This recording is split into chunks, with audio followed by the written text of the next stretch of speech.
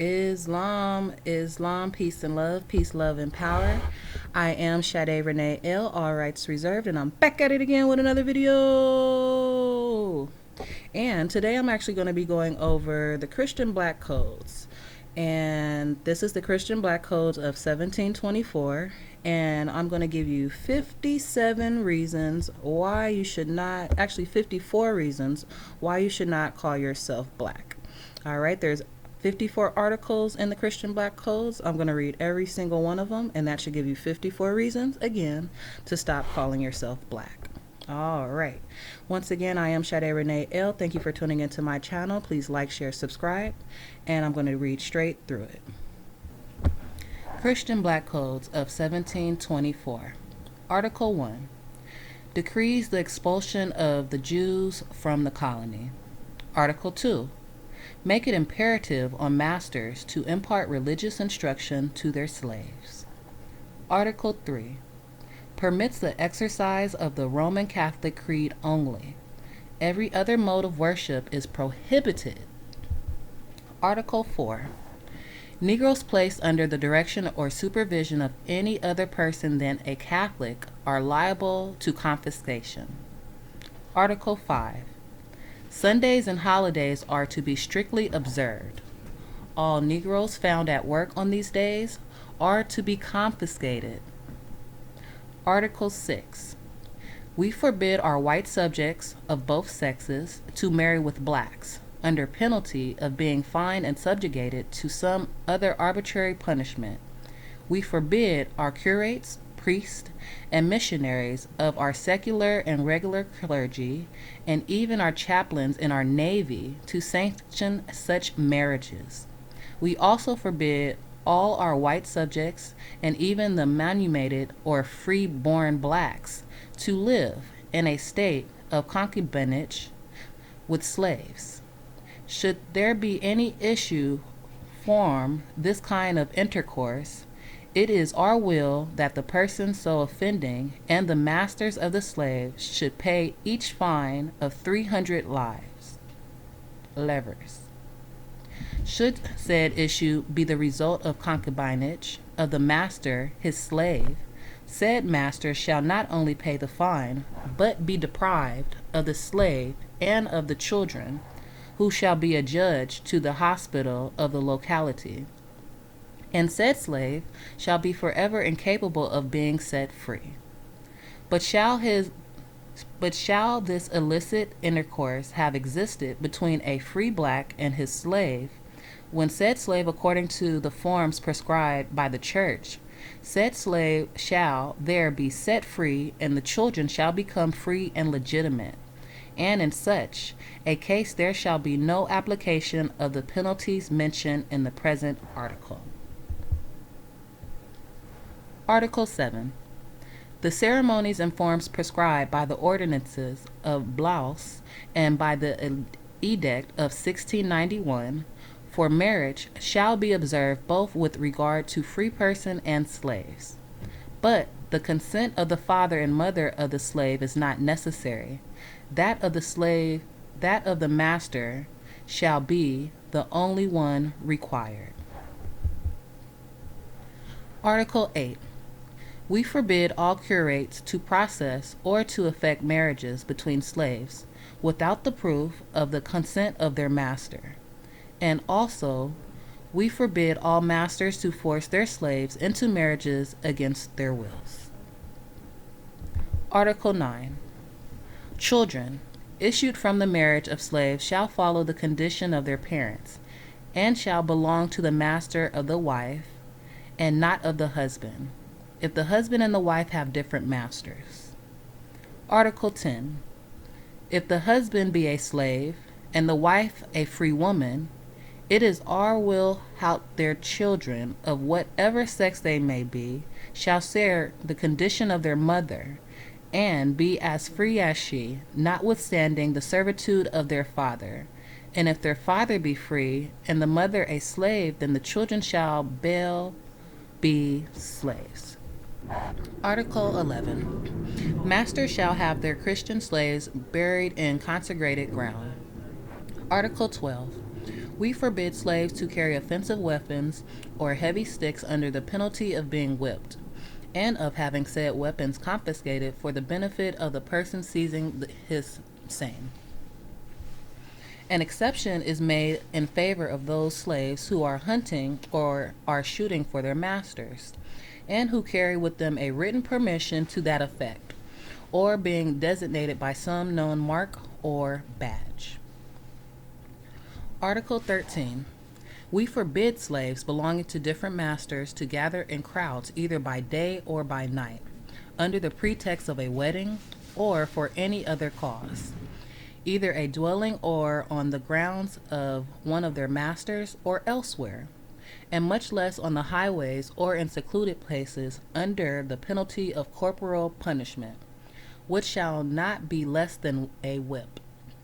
In case of frequent offenses of the kind, the offenders shall be branded with the mark of the flower de luce, and should have there be aggravating circumstance, capital punishment may be applied.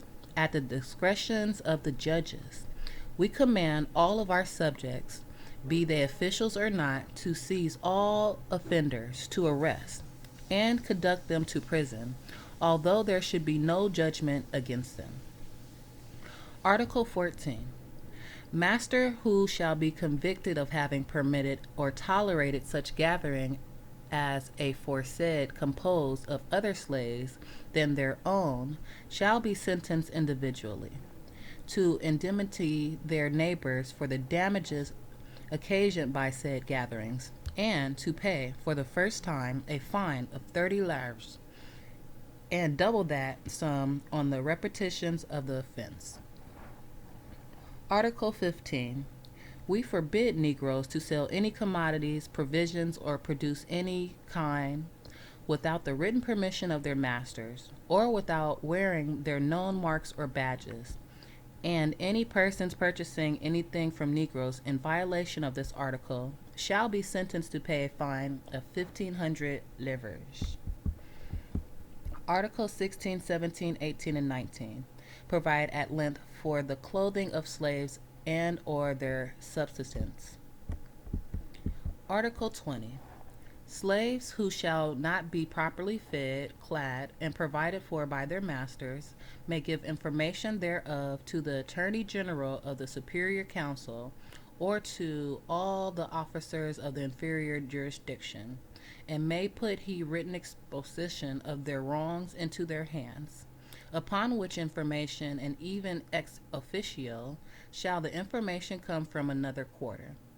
The Attorney General shall prosecute said masters without charging any cost to the complainant. It is our will that this regulation be observed in all accusations for crime and barbarous and inhumane treatment brought by slaves against their masters. Article 22. We declare that slaves have no right of any kind of property, but that all that they acquire either be by their own industry, or by the ability of others, or by any other means or title, whatever shall be the full property, but that all that they require either by their own industry, or by the ability of others, or by any other means or title, whatever shall be the full property of their masters, and the children of said slaves, their fathers, mothers, their kindred, or any other relation, either free or slave, shall have no pretensions or claim thereto, either through the testamentary, nor positions, nor donations inter viva, which depositions and donations we declare null and void. And also whatever promise they may have entered into by persons incapable of disposing of anything or participating to any contract. Article 23. Masters shall be responsible for what their slaves have done by their command, and also for what transactions they have permitted their slaves to do in their shops, in the particular line of commerce with whom they were entrusted, and in case said slaves shall have acted without the order of authorization of their masters, said masters shall be responsible only for so much as the turn to their profit. And if said masters have not profited by the dining or transaction of their slaves, the per curiam which the masters have permitted to slave to own shall be subjected to all claims against said slaves, after deduction made by the masters of what may be due to them. And if said per curiam should consist in whole or in part of merchandises in which the slaves had permissions to traffic, the master shall only come in for their share in common with the other credits. Article 24. Slaves shall be incapable of all public functions, and of being constituted agents for any other person than their own masters, with powers to manage or conduct any kind of trade, nor can they serve as arbitraries or experts, nor shall they be called to give their testimony either in a civil or criminal cases, except when it shall be a matter of necessity, and only in default of white people. But in no case shall they be permitted to serve as witness either for or against their masters. Article 25.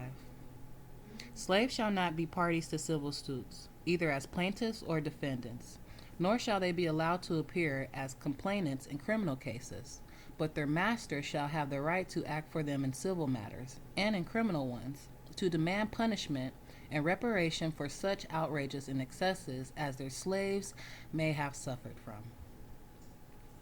Article 26. Slaves may be prosecuted criminally without their masters being made parties to the trial, except they should be indicated as accomplices, and said slaves shall be tried, at first, by the judges of ordinary jurisdiction, if there be any, and on appeal, by the superior council, with the same rules, formalities, and proceedings observed for free persons, save the exceptions mentioned hereafter. Article 27 to 32 of the Black Codes were not immediately available. Article 33.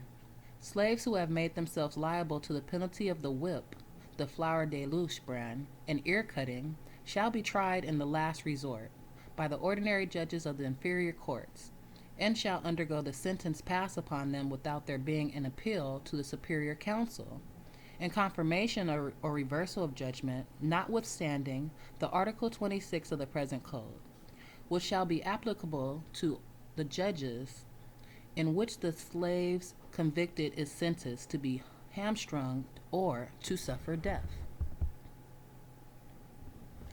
Article 34. Freed or born free Negroes, who shall have afforded refuge to their house to fugitive slaves, shall be sentenced to pay their masters of said slaves the sum of 30 livres a day for every day which they shall have concealed said fugitives.